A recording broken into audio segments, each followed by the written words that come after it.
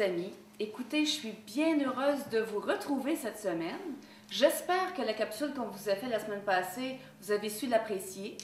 Alors, écoutez, tout ça, on va commencer à prendre goût ensemble, à se parler comme ça chaque semaine. Puis je vous avais dit, la capsule avant, que j'avais une autre surprise à vous présenter. Alors, attendez-moi quelques secondes et je vous reviens. Eh bien, voilà la surprise. Je vous présente mademoiselle Sissi, qui a rejoint notre famille 2 semaines après que Gizmo est arrivé. Alors, Sissi, regardez comment elle est jolie. Sissi, elle me fait beaucoup... elle est très vigoureuse, hein, vous voyez.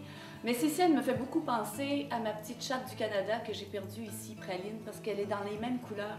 Mais elle est tellement affectueuse. Quand on l'a eue, elle était tellement petite que lorsqu'on la prenait dans nos bras, on avait toujours peur de lui faire mal, ou chaque fois qu'on marchait, on avait peur de marcher sur elle tellement elle était petite. Mais là, je peux vous dire qu'elle a pris pas mal de poids, elle était en train de dépasser Gizmo. Elle est très chaleureuse, elle est très câline, et c'est une petite chatte qui a peur de rien, comparativement à Gizmo qui est un petit peu heureux, un petit pissou, mais c'est surtout Gizmo un petit dépendant affectif. Alors voilà Sissi, je pense que elle ne veut pas rester trop longtemps avec nous autres. Écoutez, je vous reparlerai de nos petits chats un petit peu plus tard au courant de nos capsules. Voilà. Alors pour commencer, on va aller au tout début quand j'ai commencé ma carrière, quand j'ai commencé à chanter. Je peux vous dire que quand j'ai commencé à chanter, je me rappelle, j'avais à peu près 3-4 ans. Et je me souviens, j'avais interprété une chanson de, si je me rappelle bien, de Hugo Frey qui était « Adieu, monsieur le professeur, nananana ». Et j'avais chanté ça, puis je me rappelle qu'il y avait un de mes oncles, le frère de ma mère, qui était venu à la maison, puis qui avait écouté les enregistrements. Il avait dit à ma mère « Écoute, pourquoi tu la pousses pas, la petite, elle chante bien ». Mais à cette époque-là, ma mère ne connaissait pas beaucoup le domaine de la chanson, puis c'était un petit peu difficile pour elle parce qu'étant donné qu'elle était toute seule avec moi et ma soeur, c'était un petit peu difficile, donc le temps a passé. Et je me souviens, je faisais des petits spectacles dans mon garage, j'invitais mes copines, mes copains, on faisait des petits spectacles de musique, de danse, ma mère me fabriquait tous mes costumes, et je me souviens, chaque fois avant de chanter dans ma chambre, ce qui était important, il fallait que je me maquille, je me prépare, que je mette les robes que ma mère me faisait avec des froufrous et tout ça. Et puis là, je me donnais mon petit spectacle. Et plus tard, ça a continué comme ça. Et je chantais toujours dans ma chambre. Ma mère, elle a changé mon système de son qui est devenu un petit peu plus professionnel. Puis là, j'allais à l'école. Puis quand je revenais, je pratiquais toujours. Puis un jour, ma mère, elle me dit, Marcel, il serait peut-être temps que tu sortes de ta chambre puis que tu ailles chanter devant un vrai public. Là, je pense qu'elle avait bien raison, hein. C'est là que j'ai commencé à faire des concours amateurs. Les concours amateurs, ça marchait bien dans ce temps-là.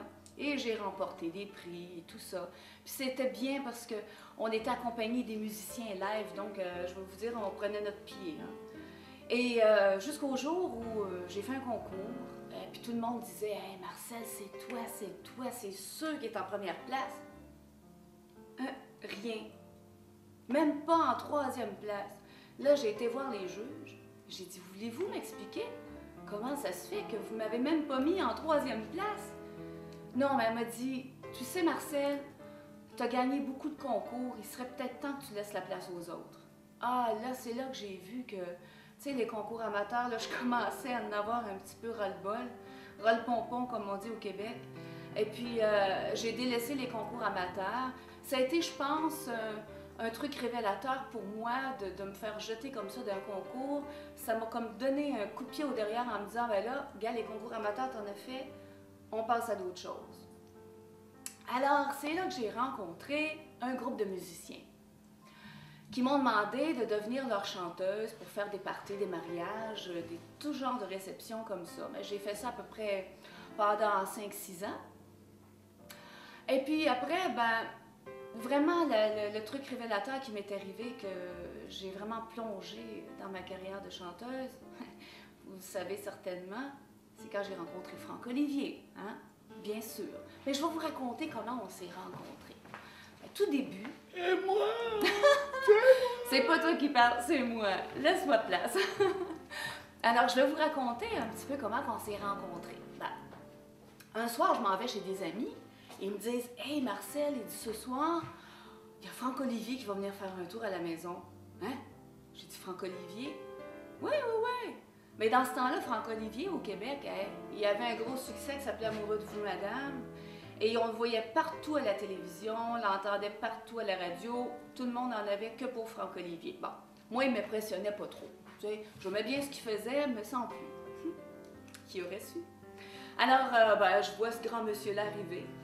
Et puis, il s'assoit à la table. Puis, à un moment donné, il commence à me parler. Puis, il me dit, on m'a dit que tu chantais.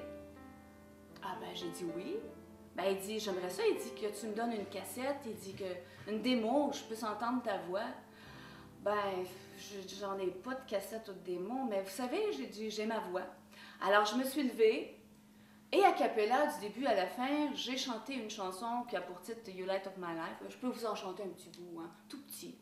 And you light up my life, you give me hope to carry on, you light up my days and fill my night with song.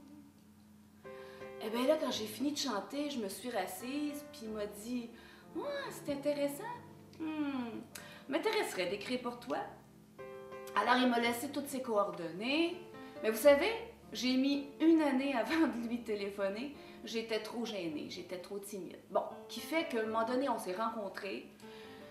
Et puis, on a commencé à travailler ensemble en studio. Et il a commencé à écrire.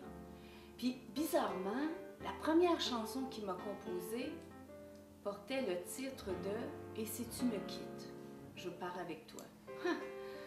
C'est une chanson prémonitoire, je pense. Quand il a composé cette chanson-là, puis que je l'ai chantée, on n'a jamais pensé que ça irait plus loin un jour. Parce qu'on était des grands amis et on avait un plaisir fou à travailler ensemble. À suivre la semaine prochaine. J'espère que cette capsule aura su vous faire plaisir cette semaine. Si jamais vous avez des questions à me poser, n'hésitez pas, écrivez-moi soit par email, soit sur Facebook, et puis je vais vous répondre au travers de cette capsule. Alors cette semaine, je vais répondre à une question qui a été posée par une Facebookienne, Tamara Doucet. Alors Tamara me demande comment j'ai été inspirée à commencer à chanter et quel artiste m'a inspirée dans la chanson. Alors Tamara, je te réponds que tu as eu une réponse au travers de l'histoire que j'ai racontée au tout début, mais les artistes qui m'ont beaucoup inspirée, vous ne les connaissez pas en Belgique et en France, mais au Québec, ils vont se reconnaître.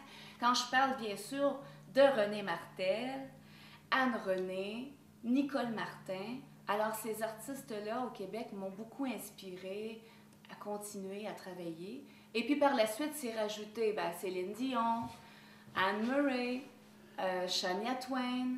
Il y a plusieurs artistes comme ça qui m'inspirent. Vous savez, c'est important, nous autres, les artistes, d'être inspirés par d'autres qui ont du talent. Bien sûr, moi, les artistes, à ce que je regarde, c'est leur talent vocal, bien sûr, mais le charisme et la sincérité qu'ils ont à faire leur métier.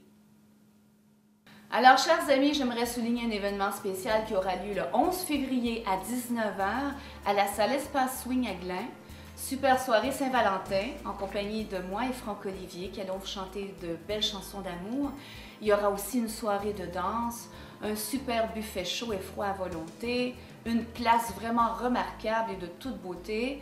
Et aussi, il va y avoir quelque chose de spécial, c'est que si jamais vous voulez vous marier ou vous remarier, vous fiancer ou pour souligner votre amitié vis-à-vis quelqu'un, juste nous le faire savoir et vous allez recevoir un diplôme d'amour. Et puis, vous allez voir, on va souligner cet événement-là tout particulièrement pour vous. N'hésitez pas, réservez dès maintenant. Vous avez juste à communiquer Dominique Nagneau sur Facebook. Je ne me rappelle pas du numéro par cœur, mais voyez sur nos Facebook la petite annonce en rapport avec le 11 février et puis réservez votre place, c'est important, on veut vous avoir avec nous. Il y a aussi un truc que je voudrais vous dire, c'est qu'à cette soirée, tous les gens qui veulent s'inscrire au fan club, qui seront nouveaux dans le fan club, qui viendront à cette soirée, nous vous offrons 6 mois gratuits pour faire partie de notre grande famille. Comme ça, vous allez pouvoir nous suivre régulièrement.